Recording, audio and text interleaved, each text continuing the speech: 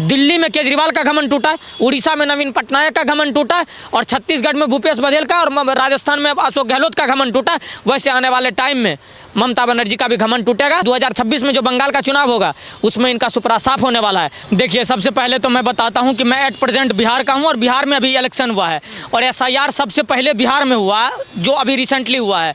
तो बिहार में एसआईआर का ये फायदा हुआ कि जो एक्चुअल वोटर थे वो तो बचे रहे, जो घुसपैठिया अवैध बांग्लादेशी रोहिंग्या थे उनका वोट अधिकार काटा गया और 65 लाख लोगों को निष्कासित किया गया। और अफसोस की बात यह है कि उस 65 लाख में से एक भी वोटर आंदोलन करने के लिए नहीं आया। इसीलिए नहीं आंदोलन करने के लिए, वो सारे फर्जी थे।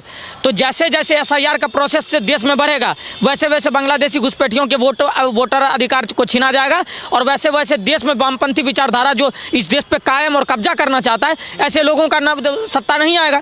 आपको अभी लालू तेजस्वी या महागठबंधन का जो एक ठगबंधन के नाम से गठबंधन बना, वो 25 सीट पे सिमट गया। किसी का 6 सीट आ रहा है, उसका 6 विधायक भी ऐसा है कि वो कभी भी किसी गाड़ी पे बैठ करके जा सकता है बीजेपी के पास। तो जो चीज़ें एसआईआर कर रही है, आज एसआईआर अगर बिहार में हुई है तो विपक्ष वालों का सुपरा साफ हो गया बिहार से।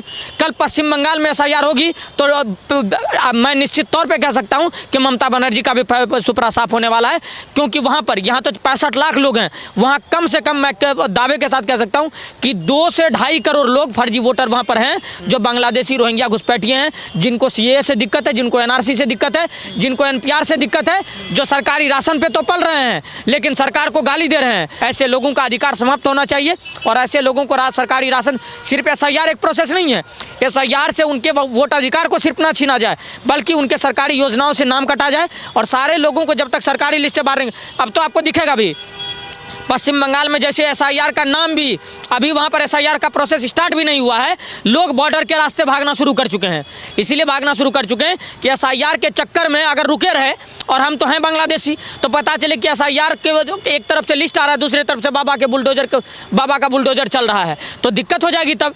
तो ये पश्चिम बंगाल एक ऐसे मुख्यमंत्री के कब्जे में है, चंगुल में है, जहाँ पर महिलाओं का सम्मान नहीं है, जहाँ पर ये कहा जाता है कि शाम को देर रात तक महिलाएं बाहर रहती है, इसीलिए महिला का रेप होता है। आप समझिए उस देश में ऐसे भाषाओं का प्रयोग हो रहा है जिस देश में नारी को देवी कहा जाता है। यही ममता बनर्जी की सबसे आपको दुर्भाग्य की बात समझिए कि ये ममता बनर्जी रेपिस्ट को बचाने के लिए सड़क पर उतरती है। कभी ये एसआईआर के मुद्दे पर आज सरकार के योजनाओं को फेल करती है और सरकार के विरुद्ध जा करके आज एसआईआर का विरोध कर रही है। एसआईआर का विरोध क्यों कर रहे हैं?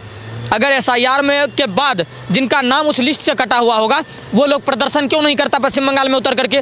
वो लोग बिहार में क्यों प्रदर्शन नहीं करा? आज कम से कम 7 स्टेट में अभी जो रिसेंटली केंद्र की योजनाएं हैं कि 8 स्टेट में एसआईआर होगी, क्योंकि जहाँ उड़ीसा लीजिए, मध्य प्रदेश लीजिए, असम लीजिए या पश्चिम बंगाल लीजिए, उत्तर प्रदेश लीजिए, इन सारे स्टेट में भी 4-5 साल के द्रव्यमान चुनाव होने वाले हैं 2-3 साल के अंतर्गत। तो जहाँ एसआईआर होगा वहाँ जो एक्चुअल वोटर हैं, एक्चुअल नागरिक है, उनको उनका अधिकार मिलेगा, उनको मतदान का अधिकार होगा। तो आपको नहीं लगता ममता बनर्जी जनहित की बात कर रही है, जनता के हित की बात कर रही है, वहाँ की जो आवाम है उसके हित की बात कर रही है, लेकिन नरेंद्र मोदी और जो चुनाव आयोग वो तो सुन ही नहीं रहा है उनकी बात। ममता बनर्जी जनहित की नहीं, बांग्लादेशी रोहिंग्याओं के हित की बात करती है। ये बांग्लादेश में के जितने रिश्तेदार हैं ये यूनुस को अपना सगा भाई बताते हैं, जिसने अभी जो है वहाँ के प्रधानमंत्री को पर सजा सुनवाया है। ये जिस तरीके से बांग्लादेश में की चीज़ें हो रही है, वहाँ के लोगों को ट्रक भर भर के लाई है, पश्चिम बंगाल में वोटर बना करके बैठाई है। अब इनको डर हो गया है कि अगर केंद्र वाले एसआईआर करवा देंगे यहाँ पर तो यहाँ के वोटर जो हैं ये तो हमसे नाराज़ हैं, यहाँ के लोग तो चाहते हैं। आप भूल क्यों जाते हैं मुर्शिदाबाद का? आज से 4 महीने पहले मुर्शिदाबाद का घटना मत भूलिए कि किस तरीके से हिंदू पलायन करने पर मजबूर थे वहाँ पर, और कोई कोर्ट कानून काम नहीं करता था, जहाँ का स्टेट गवर्नमेंट उनके हाथ है, जहाँ के सारे लोग टीएमसी के गुंडे पल रहे हैं। ये हमारा कहना नहीं होता है। अजय राय किनके नेता हैं? टीएमसी के, कांग्रेस के नेता हैं कि नहीं हैं? कांग्रेस के नेताओं का मानना होता है कि पश्चिम बंगाल ममता बनर्जी के स्थिति में ऐसा ये हो गया कि यहाँ पर कांग्रेस भी प्रचार करने से पहले डरती है। अच्छा, जो बीजेपी के कुछ नेता हैं वो ये भी कहते हैं कि जो घुसपैठियाँ हैं वो यहाँ की जनता का हक मार रहे हैं, और आप युवा हैं तो सरकार को क्या एक्शन लेना चाहिए इन घुसपैठियों को लेकर? कैसी कार्रवाई करनी चाहिए? कैसे कड़ा एक्शन लेना चाहिए? देखिए, सरकार को घुसपैठियों को लेकर के वही एक्शन लेना चाहिए जो आज से कुछ दिन पहले ट्रंप ने वीज़ा कैंसिल वाले लोगों पर लिया था। सर, यहाँ से जितने भी रोहिंग्या बांग्लादेशी का SIR से नाम कट के आता है, जो इस देश के मूलभूत नागरिक नहीं है और दिन रात मोदी का सरकारी राशन लेकर के मोदी को सोशल मीडिया पर गाली देने का काम करते हैं, उनको यहाँ से हाथ में हथकड़ी और पैर में जंजीर लगा करके बांग्लादेश डिपोर्ट करना चाहिए। अगर इन लोगों को डिपोर्ट नहीं किया जाएगा तो आने वाले टाइम में ये जिस तरीके से मंदिरों पर पत्थरबाजी करते हैं, ये सरकार के खिलाफ, आज मोदी जी के माताजी को, देश के चुने हुए प्रधानमंत्री के माताजी को गाली देने वाले कौन है, उनका जांच करिए ना, वो खुद आपको रोहिंग्या बांग्लादेशी मिलेंगे। इस देश में हम तो कहते हैं कि सेना जवान सुरक्षित है बॉर्डर पे। आज हम कहते हैं ना कि हम इसीलिए यहाँ पर बोल पा रहे हैं, हम आप जी पा रहे हैं, आप इंटरव्यू ले पा रहे हैं, लोग यहाँ पर सुरक्षित हैं क्योंकि सेना बॉर्डर पर है। उस सेनाओं से, उन लोगों से, उन वामपंथी विचारधारा के लोगों से हमें कौन बचाएगा जो इस देश में रहते हैं, जिसका आधार कार्ड भी इस देश का नहीं है। आजम खान जैसे लोग अगर इस देश में है भी तो 2-2 आधार कार्ड और पैन कार्ड बना के बैठे हुए हैं। आप मानते हैं कि जो घुसपैठियाँ हैं, जो 5 करोड़ से ज़्यादा इस देश में घुसपैठियाँ हैं, वो देश की सुरक्षा के लिए खतरा है?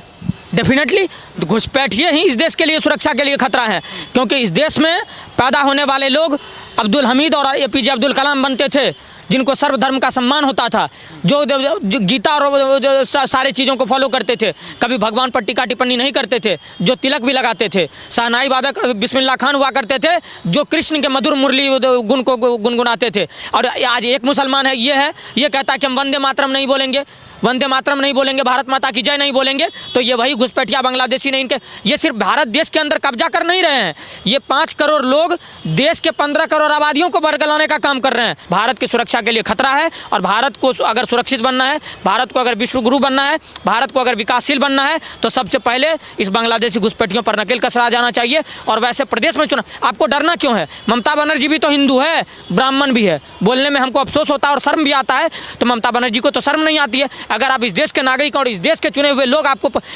विधानमंडल में भेजते हैं, तो आपका यह दायित्व है कि आप इस देश के नागरिकों के लिए खड़े रहें, ना कि बांग्लादेश में यूनुस के साथ आप जाएं दिन और रात बिताने के लिए। तो ऐसे लोगों पर नकेल कसा जाए, ऐसे लोगों पर कार्रवाई हो और सारे बांग्लादेशियों को बांग्लादेश भेजा जाए। देखिए, इस देश का युवा, इस देश का जनजी, जो कहा जाता है कि इस देश का युवाओं के कंधों पर जिम्मेदारी है इस देश को कहाँ तक लेके जाए, तो इस देश के युवाओं को पता है कि क्या करना है। ये नेपाल के जो प्रोटेस्ट को भारत के प्रोटेस्ट और बिहार के चुनाव में इम्प्लीमेंट करने का प्रयास कर रहे थे, लेकिन बिहार के लोगों ने इनको वोट के चोट से जवाब दिया है और इनके आंदोलन में कोई नहीं जा रहा है। ये तो कह रहे थे कि हम कश्मीर से लेकर के कन्याकुमारी तक भारत जोड़ो यात्रा, भारत जोड़ो न्याय यात्रा, रोजगार दो, पलायन रोको यात्रा करेंगे। और अफसोस की बात तो ये देखिए कि कश्मीर से लेकर कन्याकुमारी तक जहाँ जहाँ इन्होंने भारत जोड़ा, वहाँ वहाँ इनके पार्टियों को लोगों ने तोड़ा।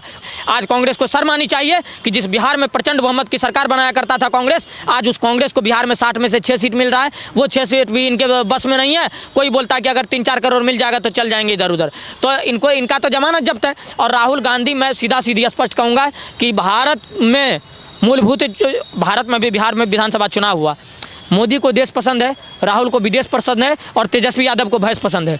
तो ये सारे चीज़ जो पसंद वाले लोग हैं, सब अपने अपने लोगों पर रोजगार कर रहे हैं, सब अपने चीज़ों पर काम कर रहे हैं, इन सारे लोगों को काम कर रहे हैं। और राहुल गांधी के रैली में और यात्रा में वही लोग शामिल होते हैं जिनको सोनिया गांधी में अपनी नानी नजर आती है, ऐसे लोग ही उनके यात्रा में शामिल होते हैं। हम इनके यात्रा से कोई लेना देना नहीं, इस देश की जनता उनके यात्रा में भले शामिल हो जाए 200-400-500 के लिए, लेकिन जब वोट देने की बारी आती है तो वो NDA और मोदी जी को ही वोट करते हैं, क्योंकि उनको पता है कि देश किनके नेतृत्व में सबसे ज़्यादा सुरक्षित है।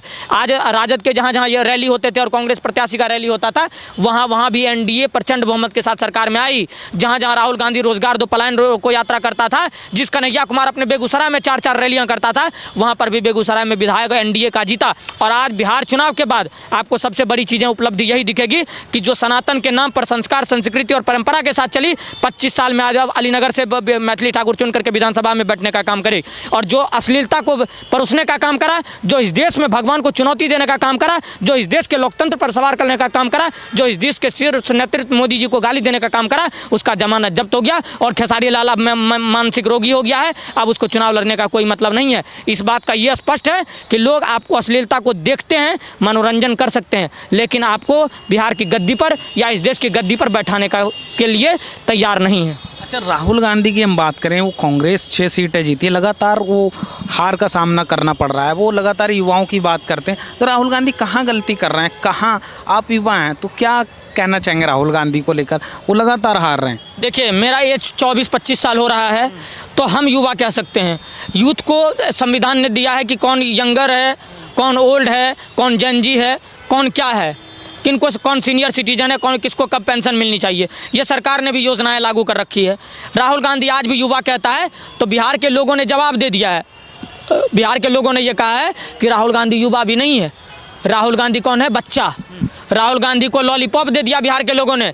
14 नवंबर को बाल दिवस के दिन बिहार की 13 करोड़ आवाम ने राहुल गांधी को लॉलीपॉप देने का काम करा है कि आप तो खुद को युवा कहते हैं, लेकिन गलतफहमी है आपकी, आप तो अभी बच्चे ही हैं। और राहुल गांधी तो बीजेपी के स्टार प्रचारक वैसे भी साबित होते हैं। हो सकता है ये यात्रा जो आंदोलन करने वाले हैं, इनसे हो सकता है ये बांग्लादेशियों का आधार कार्ड पैन कार्ड लेकर के बाहर ना आ जाए और ये सारे बांग्लादेशी को भिजवा देंगे और कांग्रेस की जमानत जब्त हो जाएगी पश्चिम बंगाल में। मैं दावे के साथ कहता हूँ। आखिरी सवाल, मोदी योगी को लेकर क्या सोचते हैं? देश का युवा की हम बात करें तो देखिए, मोदी जी और योगी जी के लिए कह सकते हैं कि अगर कल हमारे में कहा जाता है कि पता नहीं किस रूप में आकर नारायण मिल जाए, हम ये नहीं कहते हैं कि मोदी योगी राम और लक्ष्मण की जोड़ी है, लेकिन हाँ, अगर इस राजनीतिक मनभेद से हमें समझना जाएगा और राजनीतिक मानसिकता से अभी अगर हम कल्पना करने का प्रयास करें तो राम और लक्ष्मण की जोड़ी मोदी योगी की जोड़ी है, जो पूरे भारत में नहीं पूरे विश्व में डंका बजा रही है। और आने वाले 20-25 साल तो आप भूल ही जाइए कि इन दोनों के गद्दी पर कोई बैठने वाला है। और भारत की आन बान शान है और हम राष्ट्रवादियों की पहचान है मोदी। और पूरी तरीके से मोदी जी के नेतृत्व में, योगी जी के नेतृत्व में, एनडीए सरकार में भारत डबल इंजन के सरकार में डबल रफ्तार से चल रही है। आज अर्थव्यवस्था से लेकर के बिजली, सड़क, पानी, सुरक्षा की योजनाओं से लेकर के सारी चीज़ों में भारत नंबर 1 है और हर जगह जो है विकासशील करते रहेंगे। मोदी जी पर भरोसा है, देश की आवाम मोदी जी के साथ है।